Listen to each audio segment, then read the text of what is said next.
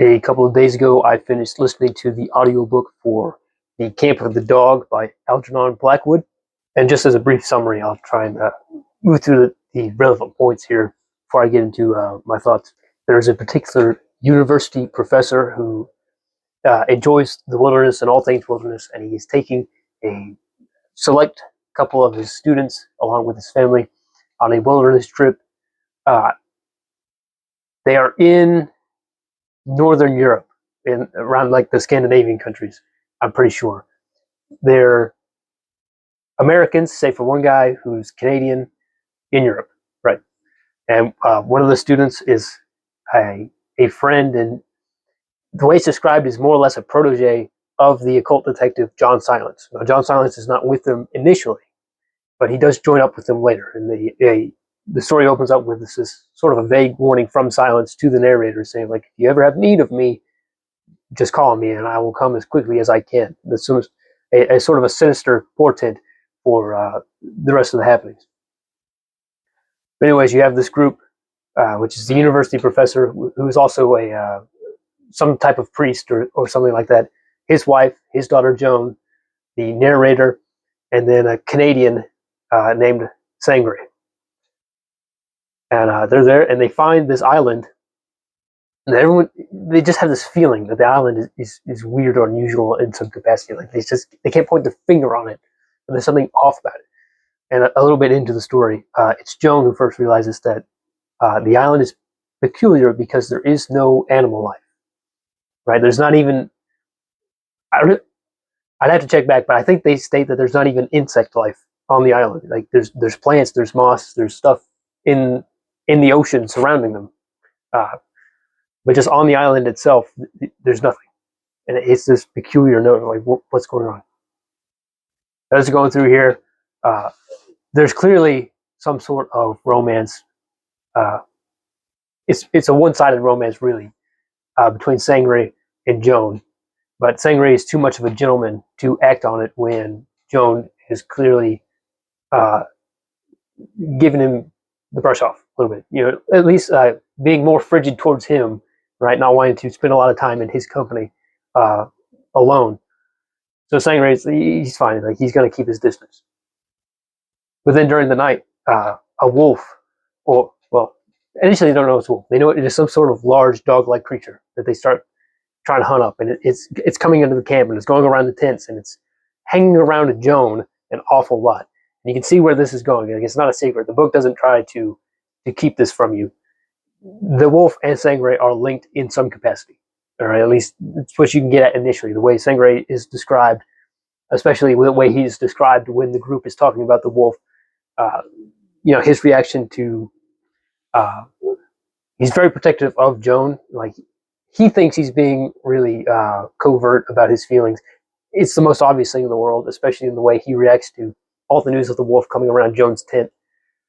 And the camp, they try to make certain provisions for the wolf coming around to protect themselves and to protect Joan specifically, but there's just something weird and unusual about it, because they go on the hunt, but they can't find anything, and it's not as if the thing could have got off the island before they could have found it, because the island that their camp is on is not that big, right? But yet, whenever they go searching for the wolf, it cannot be found, and it's unlikely that anything would be able to swim from the mainland onto this island. And there's just all sorts of questions. At which eventually the narrator of the piece decides now's the time to call for John Silence. And he and Sangre, they take a canoe to go to the nearest settlement with a telegraph office, and they send off for John Silence. John Silence has already left a telegraph at that specific office. Like he, in some way, had presumed, had already known that his services would be needed, so he put himself at the ready to come just at a moment's notice. And so they get there, and John Silence, he's already keyed to the game. Like, he has such a wealth of knowledge in this occult stuff that he's already pretty much pieced everything together upon first meeting the narrator and Sangre and going to the camp and hearing about all the happenings going on. And of course, once he knows all the principal players, all the members of the camp, he's got it pretty well figured out.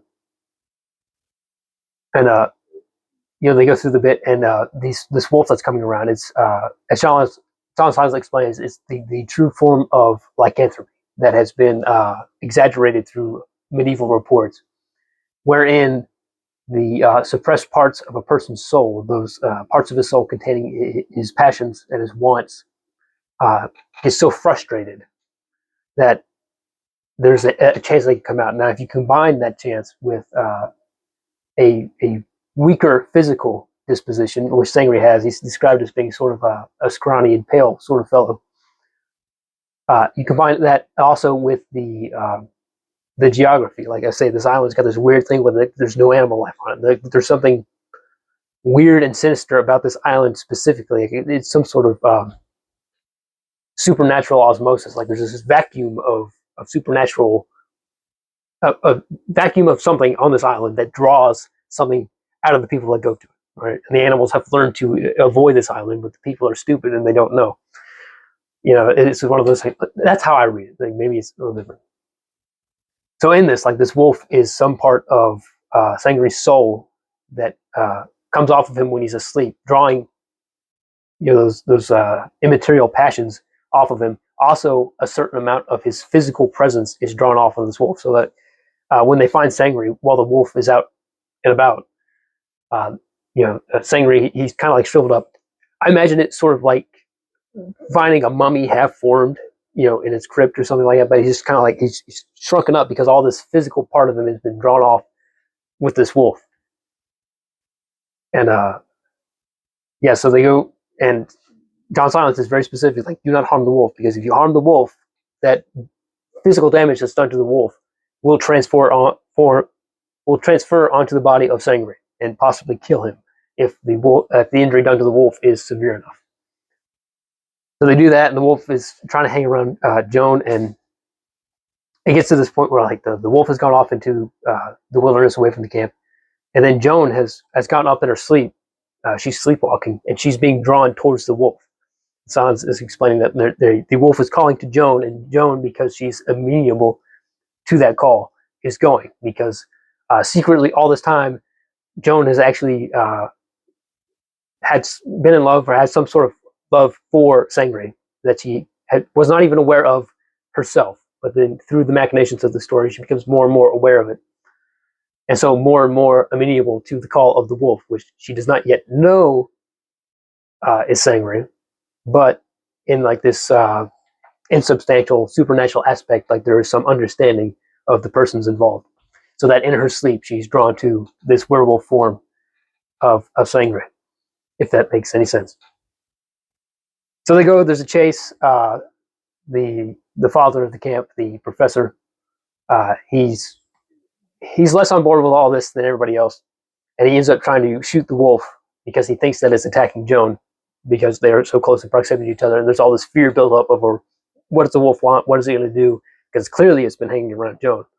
And at one point, it even, the wolf had scratched her, which John Silence gets into a thing like it's the injury done to Joan by the wolf that one night was a matter of coincidence and just bad timing on everyone's part and different things. But anyways, the professor shoots at the wolf, and the bullet pierces both cheeks of the wolf as it lopes after to return to Sangre's body.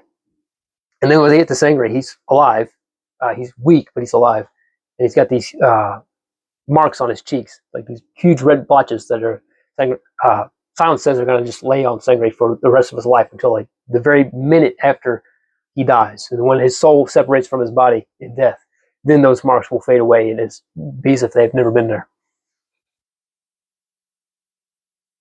And yeah, that's about how it ends. The book ends with both Joan and Sangre, admitting their feelings for each other, and it's a happily ever after type of affair. Silence more or less explains what's going on to the other members of the camp as much as they need to know to be satisfied with the results, and just to have a little bit of security that the wolf will not reappear. I think the story's pretty interesting. I don't know that I know what Algernon Blackwood is trying to get at. I mean, you could come up here and say like it's not that deep, but I think there is something. Blackwood is trying to make some sort of statement with the way everything is presented. I'm just not sure what that is. Like I say, with the Canadian, his name is Sangre, which is in my poor Spanish, that means blood. also think it's the French is the same, that it means blood. There's some weird stuff. It's a very old story. It's written like 1912 or something, I think, or maybe earlier than that. So there's some weird racial stuff in here with Sangre and American Indians, because he has some Canadian Indian heritage that plays a part in the story, with like drawing people into the supernatural stuff and the expression, animistic atavism type stuff, where like spirit animals and the wolf, all this stuff. There's a little bit of that there that's a little uncomfortable, but like I say, I just don't know. I have a hard time piecing together what statement exactly Blackwood is trying to get at, right? Because, like I say, like you have all this stuff about passions and passions denied, and like, I think Blackwood's trying to make a point of like what the dangers of having passions unexpressed. Or put into a place where, because like Sangre, he has all this passion, which he cannot express, or at least he will not allow him to express out of respect for Joan and her feelings, what he sees as Joan's feelings. But then he's constantly letting that well up inside of him and just bubble up. And, instead of just letting it go, he's holding on to all these passions, and it's damaging him inside. And I think part of that's what Blackwood's trying to get at, that if you just let this happen, you just hold on to these things, either without expression or without, just like in sort of like the Zen Buddhist fashion, just letting it pass on, that you will become some sort of a beast, that you become some sort of danger to yourself and to those around you, even if you yourself are not cognizant of the fact that you are, essentially behaving as an animal. I don't know if that's the case, because, like I say, there's this big happy ending at the end where it turns out Joan actually is in love with Sangre. And then on top of that, it's all treated as something just due to like automatic processes. Like it's not even a choice of Sangre himself. It's just something that's foisted upon him because of his heritage, because of the region he's living in. There's something here about this island being devoid of life. At some point, John Silence describes it as set dressing, as like for a stage play. Like it's just, it's like this, the island is pretending to be this living thing when actually it's something more sinister, which maybe that's some sort of commentary on the modern world, like then and now, that like we all live our lives in like as if it's a stage play. Like these things that we consider as life, whether that's this wilderness, this island, or modern society with our buildings and edifices and schools and police departments, whatever it is, just the modern effects of society. That it's really this soulless thing that damages young men and drives them into beasts or something. I don't know. Blackwood was red pill or something. No, that's not what I'm getting at. I don't know. Yeah, it's weird. There is something here to get at, I'm sure. That, like I said, people are going to come at me, it's like, it's not that deep, it's just a werewolf story, blah, blah, blah. But like, the trajectory of the story, like, it's such a slow burn. And then when John Silence comes onto the scene, like it's no secret that there's a werewolf, or who it is. And the drama is not in the capture of the wolf, right? Like, there's really, like, no one is in danger. Like, when John Silence comes in and explains everything, and then he even sets this sort of a trap, really, at the end. Like, no one's in any real danger until the professor tries shooting the wolf. That's really the only life-threatening aspect of the finale. Like, so something has to be in here thematically. Like, the thematic through line is the drama, is the staying power of the story. It is what's happening beneath the surface, because like the things on the surface are only what they are, right? The way the story is structured is not in such a way that the focus is on those things. It's about the relationships between the people. Like, there's whole conversations between Joan and the narrator talking about Sangre, and between him and John Silence, and every character talking about Sangre and like who he is and how Sangre looks at things. Like, what's going on with Sangre? Like, how does he think about things? What is he going to do? What is his health like? Stuff like that. Pretty much the only person who doesn't in this whole story who doesn't have a conversation about Sangre is the professor's wife, this priest.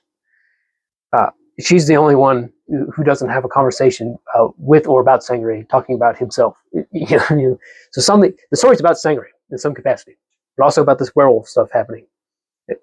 And just, I almost didn't want to make a video on this because I didn't necessarily want to come out here and express thoughts on something I wasn't sure about. But I want to talk about it because I want other people to talk about it. I want other people to either listen to the story or read it in whatever fashion they can get a hold of it. Because I need other brains looking at this. I need another set of eyes looking at this, other brains thinking on it to make some sort of sense and assembly of these events. Now, maybe it's the thing I can't get at because I'm not a man of Algernon Blackwood's time. Like maybe there is some sort of cultural assumption that was dependent on the culture then, that for people who are reading it then, like, oh yeah, obviously this is the thing because of whatever, and just like over time, because the story's it's got to be close to 100 years old at this point. Maybe not 100, maybe a little bit less, but it's close to that. That just today, like, it's not an obvious thing, and it takes a bit more investigation in order to get at what's really going on. But I've gone on far longer than I have any right to talking about this for someone who doesn't know anything. Also, I forgot to mention at the beginning, this is all for DOGust. This is Paul from the channel Geeks Love Dogs. He's got this whole DOGust thing going on. If you want to join in, it's really simple. Just any story with a dog in it. If it's canine, it's inline. Just anything you want, fact, fiction, or anything in between. But I'm glad he invited me to jump in on this. I've got some other stuff I want to get at for DOGust. I'm not sure that I will. It depends on how everything else plays out, but I hope to join in on this again before the month is out. So yeah, that's all I got to say about that. So I'll talk to you later.